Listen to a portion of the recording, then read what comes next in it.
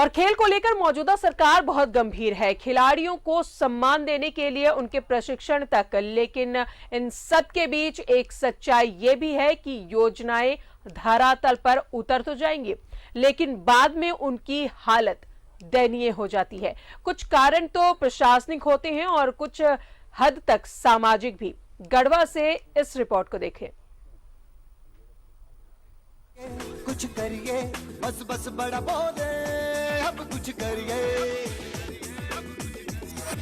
ओ कोई तो चल सिद्ध फड़िए, तू बेतरिए या मरिए। हाय कोई तो चल सिद्ध फड़िए, तू बेतरिए या मरिए।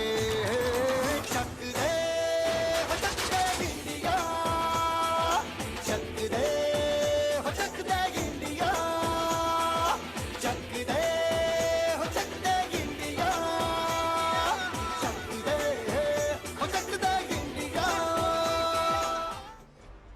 ये जोश, ये जुनून कितना अच्छा लगता है। इस जीत के लिए हमारी दुआएं ही काफी लगती हैं, क्योंकि हकीकत तो कुछ और ही होता है। घोषणाएं होती हैं, संसाधन मुहैया कराने के वादे होते हैं, योजनाएं बनती भी हैं, और सब कुछ एक झटके में चकनाचूर। जैसे इस स्टेडियम का बाथरूम। यकीन नहीं होता तो गढ़वा के रामासाव स्टेडियम को ही देख लीजिए। शहर के इस एकमात्र आउटडोर स्टेडियम का निर्माण 15 साल पहले बड़ी शिद्दत से हुआ था, ताकि जिले की खेल प्रतिभाएं अपने हुनर को निखार कर बड़े खेल प्रतियोगिताओं तक पहुंचे और जिले के साथ ही राज्य का नाम रोशन करें। लेकिन दुर्भाग्य से स्टेडियम में खिलाड़ी नहीं, असामाजिक तत्व और नशाखोर अड्डा जमाए रहते हैं। भैया ये स्टेडियम है आपको रामासाव स्टेडियम, और हम लोग यहाँ पर मॉर्निंग वॉक करने आते हैं हमेशा। और यहाँ पर आदमी लोग नशा करता है, सुबह रात में शाम में बोतल फोड़ फोड़ के रख देता है।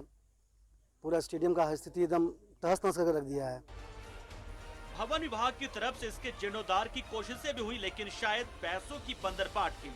यही वजह है कि आज तक स्टेडियम हैंडओवर ही नहीं हो सका है। जीर्णोद्धार के बावजूद यहाँ की हर तरह की नागरिक सुविधाएं भग्नावशेष यानी किसी पुराने खंडहर का हिस्सा ही लगती हैं। कुछ मतलब कहिए सामाजिक सेवा वाले लोग पेड़ उड़ का भी लगाए थे, जो चलने में बहुत अच्छा लगता था, खूबसूरत लगता था, और होना भी चाहिए मॉर्निंग वॉक के लिए। और बहुत एक समझिए सर, हम लोग गढ़वा के लिए बहुत अच्छा जगह है, धरोहर है हम लोग का एक, ठीक है, जो कि सुबह के लिए हम लोग बहुत सारे लोग हर जगह चारों तरफ क्षेत्र से लोग आते हैं।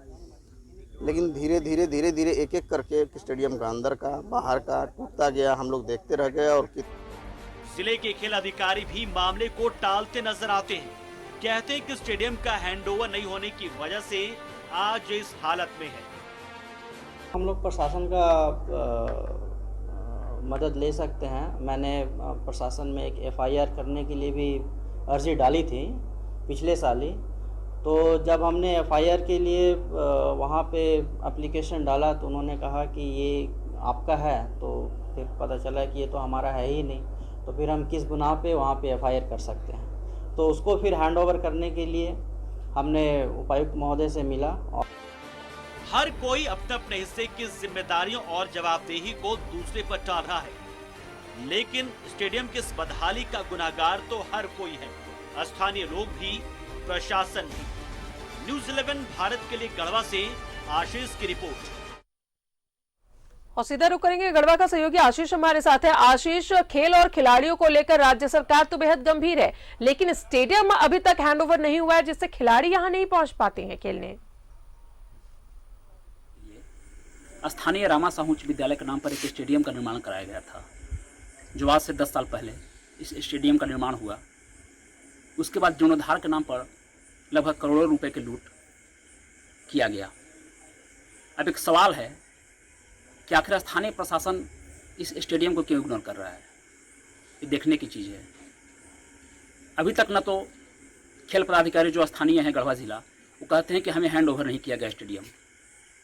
वहाँ पे शराबियों जुआरियों के साथ साथ हिरोइंचियों का भी अड्डा बन चुका है वह स्टेडियम।